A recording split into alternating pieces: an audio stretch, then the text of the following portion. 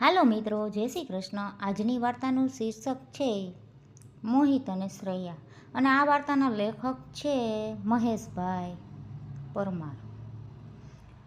મોહિત આજે ઘણો જ ખુશ હતો, કારણ કે ગઈકાલે શ્રેયાએ તેના કહ્યા મુજબ આજે તેના માટે કોઈ સરપ્રાઈઝ ગિફ્ટ આપવાની હતી. પણ મોહિતના પિતા મનહરલાલની આજે તબિયત રોજ કરતાં જરા વધારે લથડી ગઈ હતી. તે મોહિતે જાણ્યું અને કહેવા લાગ્યો, પપ્પા ચાલો આજે શહેરમાં જઈ સારા ડૉક્ટરને બતાવીને તમારી દવા લેતા આવીએ. અહીંની દવાથી તો કંઈ ફેર તો પડતો નથી. પણ મનહરલાલ કહે છે, ના બેટા, અમસ્તું થોડું શરીરમાં દુખે છે, જે હમણાં સારું થઈ જશે. પણ મોહિત માન્યો નહીં. અંતે પોતાનું બાઇક બહાર કાઢી પિતાને બેસાડે છે અને બાઇક લઈને શહેર જવા નીકળી જાય છે. ગામથી શહેર જતા રસ્તો ખૂબ જ ઉબડખાબડ હોય. રસ્તામાં વરસાદને કારણે ઠેર ઠેર ખાડા પડી ગયેલા છે. આમ તો મોહિત પપ્પાની નાજુક તબિયતના કારણે તે શાંતિથી જ બાઇક ચલાવતો હોય, પણ ત્યાં જ મોબાઈલની રિંગ રણકી ચાલુ બાઇકે શ્રેયા સાથે વાત કરે છે. શ્રેયા કહે, મોહિત તું ક્યાં છે? મોહિત કહે, હું પપ્પાને લઈને આજે અમદાવાદ જાઉં છું. આજે એમની તબિયત જરા ઠીક નથી. અહીંના લોકલ ડૉક્ટરને બતાવ્યું, પણ કંઈ સારું નથી થતું અને તબિયત વધારે લથડી છે, તો શહેર જઈને આવું છું. શ્રેયા તેના મનમાં ખૂબ ગુસ્સો કરે છે કે આજે હું મોહિતને ગિફ્ટ આપીને મોહિતને ખુશ જોવા માંગતી હતી, પણ ક્યાં અચાનક આ મુસીબત આવી. શ્રેયાએ કહ્યું, ભલે, પણ તું વહેલો ઘરે આવજે. મારે તને એક સરપ્રાઈઝ આપવી છે. તને યાદ તો છે ને? મોહિતે કહ્યું, હા શ્વેતા. શ્રેયા અને મોહિત અલગ અલગ નજીકના ગામના વતની હતા, પણ કોલેજ ભણવા અમદાવાદ એક જ બસમાં સફર કરતા. બંને સાથે જ એક જ સીટમાં બેસતા અને બંનેને એકબીજા પ્રત્યે ક્યારે પ્રેમ થઈ ગયો તેની તેમને કંઈ ખબર ના પડી. કોલેજની સાથે નવરાશની પળોમાં માણતા અને એકબીજાની નાની પાર્ટી પણ આપતા. આ બાજુ મોહિત પોતાના પિતાને લઈ બાઇક પર સવાર છે અને શ્રેયાનો ફોન રિસીવ કરતો બાઇક હંકારે જતો હોય છે. ત્યારે અચાનક એક મોટો ખાડો આવે છે અને ધડામ અવાજ સાથે પિતાને લઈને દૂર પટકાય છે. પોતાની પાસે તો હેલ્મેટ હોવાથી તેને ઓછું લાગે છે, પણ તેના પિતાને માથાના ભાગે અને કમરમાં ખૂબ વધારે લાગે છે. આસપાસના લોકો દોડી આવ્યા અને તેઓ બંનેને ઊભા કરે છે. પિતા બેભાન હાલતમાં હોય છે તે જોઈને ક્ષણનો પણ વિલંબ કર્યા વગર મોહિત 108ને ફોન કરીને વેન બોલાવે છે અને હોસ્પિટલ પિતાને પહોંચતા કરે છે. હોસ્પિટલમાં સ્પેશિયલ રૂમ આઈસીયુમાં દાખલ કરવા પડે છે. ડૉક્ટર આખું શરીર તપાસીને કહે છે કે તેમના શરીરે ખૂબ અંદરૂની માર લાગ્યો છે. તેમને ભાનમાં આવતા થોડી વાર લાગશે અને તેમને અહીં થોડા દિવસ દાખલ પણ કરવા પડશે. મોહિત કહે, ભલે સાહેબ, જે થાય તે. તમે પૈસાની ફિકર ન કરતા. તેમને બચાવી લેવા પ્રયત્ન કરજો. ડૉક્ટર દવાઓ લખી આપે છે તે લાવીને આપે છે. ડૉક્ટર સાહેબ હવે મોહિતને બહાર બેસવા કહે છે. સતત 3 કલાકની જહેમત બાદ અને દવાની સારી અસરને કારણે મોહિતના પપ્પા ભાનમાં તો આવે છે, પણ આ શું?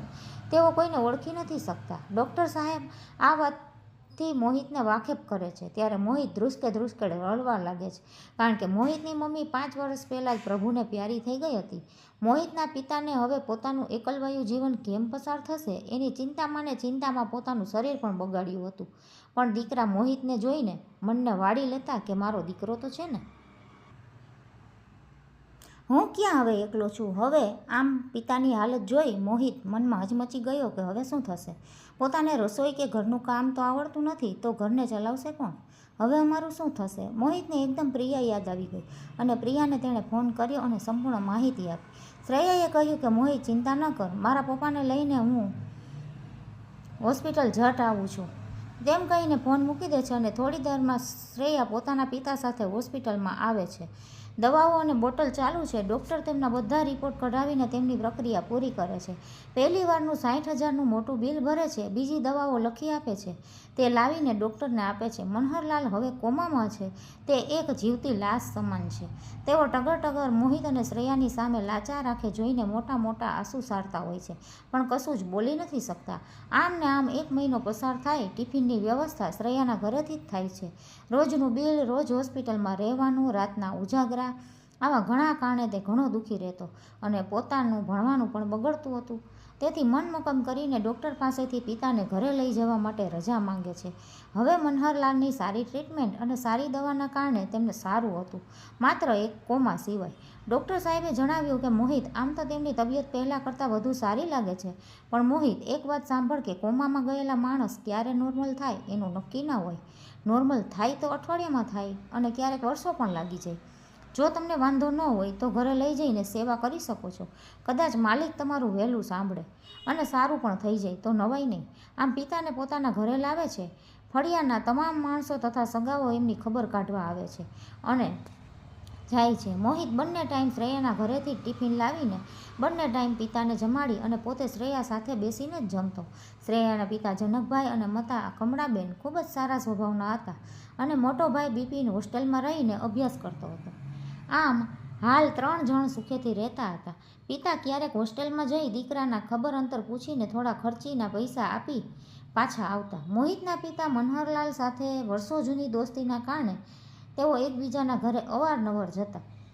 એથી મોહિત અને શ્રેયાને પણ દોસ્તી થઈ ગઈ. પણ કોલેજમાં બંને એક જ બસમાં જતા અને દોસ્તી ગાઢ બનીને આજે પ્રેમમાં બદલાઈ ગઈ હતી. હવે પિતા આવી હાલતમાં ઘરે આવવાથી મોહિતને માથે જવાબદારી ખૂબ જ વધી ગઈ. તેમને જમાડવા, કપડાં બદલવા, તેમના કપડાં ધોવા, કુદરતી હાજતે જાય તો સ્વચ્છ કરવું વગેરે. તે તેને માટે ખૂબ અઘરું હતું. પણ આવી પડેલી પરિસ્થિતિ સામે લડ્યા વગર તો છૂટકો નહોતો. તે અંદરથી ખૂબ દુઃખી થઈ જાય છે અને આજે તેને આંખમાં આંસુ આવી જાય છે. એટલામાં શ્રેયા આજે પોતાના પિતાજીની સાથે ટિફિન લઈને આવે છે ત્યારે મોહિતને ચોધાર આંસુએ રડતો જુએ છે અને બાને બાપ દીકરી એને આશ્વાસન આપીને હેતથી પિતા પુત્રને જમાડે છે અને મોહિતને આશ્વાસન આપીને બંને પિતા પુત્રી પોતાના ઘરે જાય છે. રાત્રે જમતા જમતા જનકભાઈ પોતાના મિત્રની વાત ફરીથી દોહરાવીને કહે છે, બિચારા મારા મિત્ર મનહરલાલ સાથે ખૂબ ખોટું થયું. એક તો દુઃખ હતું અને વધારે થયું અને એનો પુત્ર મોહિત તો આજે ખરેખર ભાંગી પડ્યો. તેનું દુઃખ આજે મેં નજરો નજર જોયું છે. અત્યારે આ ટાઈમે તેને મોજશોખ મારવાના ન હોય ત્યારે આજે એના માથે દુઃખનું આભ ફાટ્યું છે. આપણે તેમને માટે કંઈક કરવું જોઈએ, નહીં શ્રેયાની મમ્મી? શ્રેયાની મમ્મી કહે છે કે તમે મારા મનની વાત છીનવી લીધી. હા, હું તમને આજે જ એ જ કહેવાની હતી. શ્રેયાના પપ્પા કહે છે, જો આપણે તેમને આજે એક મોટી મદદ કરી શકીએ એમ છીએ, પણ જો આપણને આપણી દીકરી સાથ આપે ને તો. આ સાંભળીને શ્રેયા બોલી, મમ્મી પપ્પા તમારે તો બસ દીકરીને હુકમ જ કરવાનો હોય. મોહિતના ઘર માટે હું બધું જ કરવા તૈયાર છું. આ સાંભળીને ખુશ થયેલા જનકભાઈ તો બોલ્યા, તમે મા અને દીકરી બંને કાન દઈને સાંભળો. મોહિતની મા હવે આ દુનિયામાં નથી. મારો ભેરું એકલો પડ્યો હોવા છતાં તેણે પોતાના દીકરા માટે થઈને બીજું ઘર નહોતું માંડ્યું.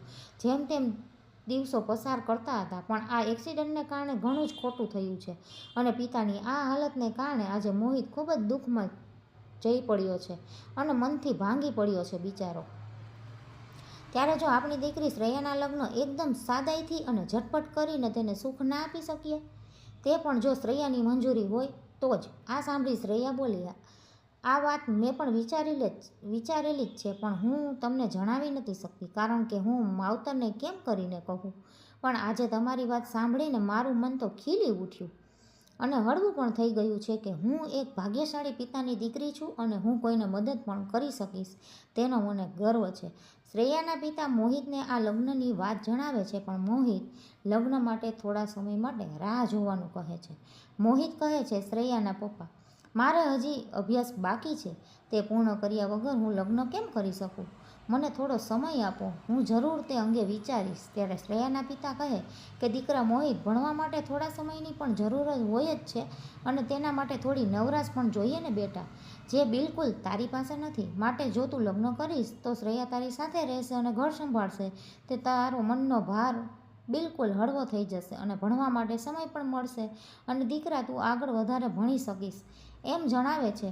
આમ મોહિત 2 દિવસમાં જવાબ આપીશ એમ કહે છે. પછી મોહિત તેના મામા ગોવિંદભાઈને આ વાતની જાણ કરે છે. ગોવિંદભાઈ કહે, ભાણા હું આવતીકાલે ત્યાં જ આવવાનું છું તારા પપ્પાની ખબર પૂછવા. સાથે સાથે વાત પણ કરી લઈશું હવે શું થાય છે અને કહાની શું નવો વળાંક લાવે છે તે આપણે આગળ ભાગ 2માં જોઈશું. આ વાર્તા કેવી લાગી અને શું વળાંક લેશે તે વિશે તમારા અભિપ્રાય પણ તમે મને કમેન્ટમાં જણાવજો. અને આ વાર્તાના લેખક છે મહેશ પરમાર, હલદરવાસ.